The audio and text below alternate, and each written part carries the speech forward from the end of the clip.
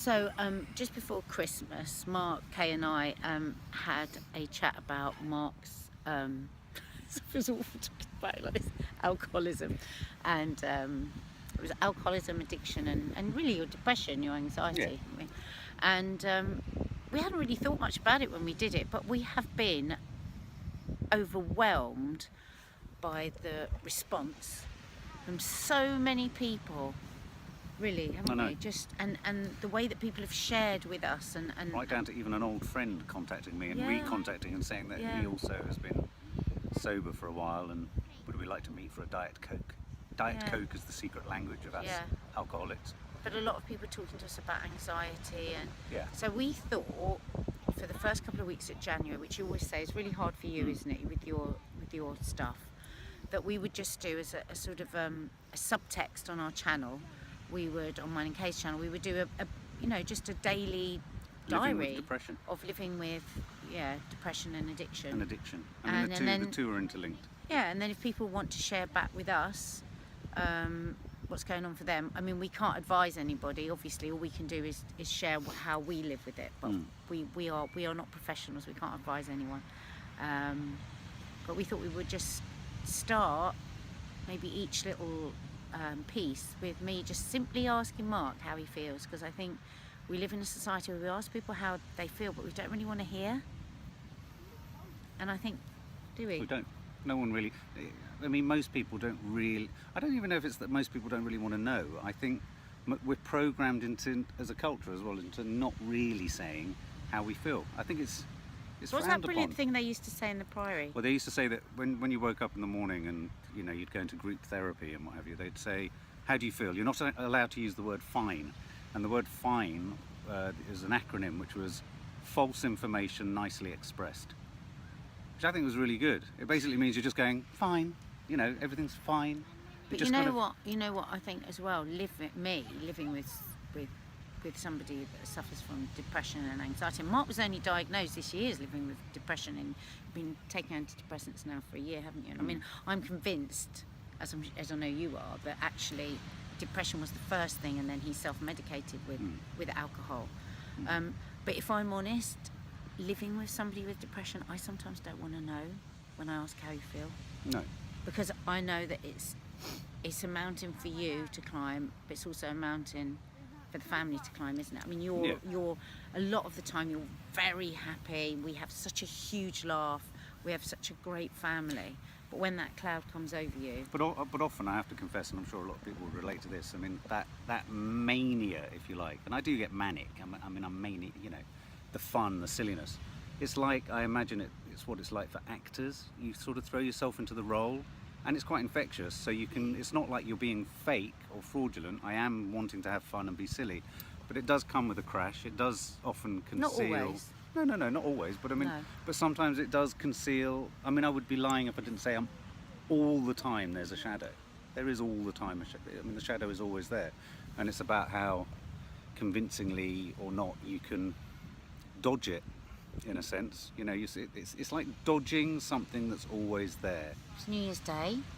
How are you feeling? And tell me honestly how you're feeling. Not what you think I might want to hear.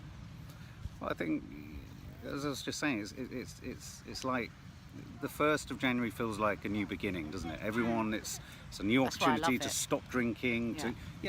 I get that. The businessman, the ambitious me, the kind of energetic me kind of gets very mobilized by the thought of all of that, and I get very excited about it. And then very, very rapidly what comes crashing in from it is, in essence, the evidence of countless other years where it would, whatever you've decided you'll achieve, it won't necessarily accomplish itself in the way that you think it will. You strive for perfection. I start to see where it won't work. I start to actually beat myself up that if I haven't accomplished that amount of things by the end of that day. So it's always a great start for me. It's like in a computer game, you lose 2 lives and you're thinking, well, actually, I'm not going to get to the end of this game with all my 3 lives. Let's start it again. So you press restart. I'm a great believer in pressing I like the idea that you could press restart. You can't press restart in life, but in a weird way, the 1st of January offers that restart button. But the problem with it is it's the beginning of a low hum for me. And so the year starts with all promise, and quite quickly it can unravel. And that's bizarre. the battle. It's so bizarre though, isn't it? Because I look at you, and Kay always says this as well. She says, you look at Mark, you know, you're very successful, you know, you're super bright, hard-working. I don't feel I'm any of those things. Conscientious father, brilliant husband, and yet I know that every day for you, by the time you get to the end of the day, it's all about where you failed and not where you've succeeded. And what is that? Well, because wherever you have succeeded, there's always 20 other areas that you failed in. And the problem is where does your focus lie? I never end a day feeling satisfied with what's been accomplished, ever. I couldn't allow myself that indulgence because I feel guilt. You know that. You feel guilt. I think most people as parents often feel guilt. But But you wake up in the morning, don't you? You say that you wake up in the morning. If I mean, antidepressants have helped with this, but you've always woken up in the morning and just thought, I've got a mountain on my shoulders that I've got to get rid of to get through this day. Yeah. How's that changed since the antidepressants? Do you still get that feeling? Well, if I'm honest, it's still there. But what's strange is there's a certain sort of, I mean, taking pills is a really difficult thing. I mean, the last year's been really, really difficult in terms of that. You feel a failure. You don't feel like you're yourself. You feel like you're needing something to enable you and help you. I mean, not too dissimilar to having a drink in a way. You feel you're having to take something artificial and put it in your body to somehow access the real you. And so you sort of feel weak. And that's the battle. I'm not saying you are weak, but that's the battle for the, I don't know. It's funny, you know, because, you know, I've been really resistant to you taking antidepressants. I've always said it, haven't I? I would never want you to take antidepressants. I would never want you to take antidepressants. And I felt that when you said, when you finally allowed yourself to see somebody and get diagnosed, it's not mild depression, you know, is it? I felt a sense of failure that I hadn't been able to help you enough, or I hadn't been able to heal you enough, or I definitely felt a sense of failure about you having to go on these pills. But I couldn't have been more wrong. In what way? Because I think that I can really see the difference that it's made, and it's given you pinholes of light at the end of the tunnel, and I think everybody needs that. Yeah, I mean, I think it helps you. I mean, I would have always said to people in the past, God, whatever you do, don't take antidepressants. I wouldn't say that now. I mean, I don't know if anyone else feels like this, but I feel like when I wake up, a pile-up sensation happens, like in a car crash, where things just start to smack in. They smack in. Either there'll be the things you need to do that day, the things you're going to try and do that day. And when I say things, I don't mean literal things. I mean emotional things. You know, I'm going to try and be a better son, a better father, a better husband, a better employer, a better filmmaker. You know, whatever it is, all those things. Better to myself. They're all on my list. And you wake up with your to-do list. But within 20 minutes to half an hour, I'll make this kind of probably inaccurate assumption that, oh, no, it's over. No, today it's a washout. Today it's not going to be that sort of day.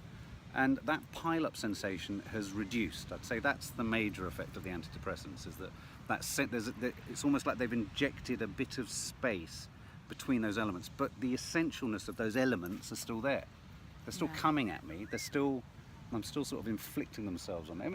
You know, and the other thing, when I talk like this, I start to get intolerant of myself because I think, Jesus, this is what everyone goes through. But I suppose when you see your family affected by it, then you think, this isn't what everyone feels. I just think I'm going on now, so I'm just going on. So I'm going to turn it off. I want to turn it off. You're not going on. I love you. Well, but yeah, 1st of January. I mean, on the one hand, I want to feel really. The thing is, I want to be at the party having a great time, and the really sad thing is that I even with these pills, I don't really feel I can be at the party unless I run in, do my stupid nonsense, and just escape and be on my own. I love your stupid nonsense. I know, but it's kind of. Quite exhausting, isn't it? Why don't you stick a couple of parsnips up your nose again?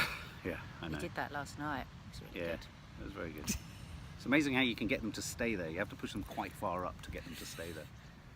Happy New But Year. yeah, so Happy New Year. Happy New Year. We will come back to you. I will hopefully be either happier, or you never know, I might be on the floor in a desperate state.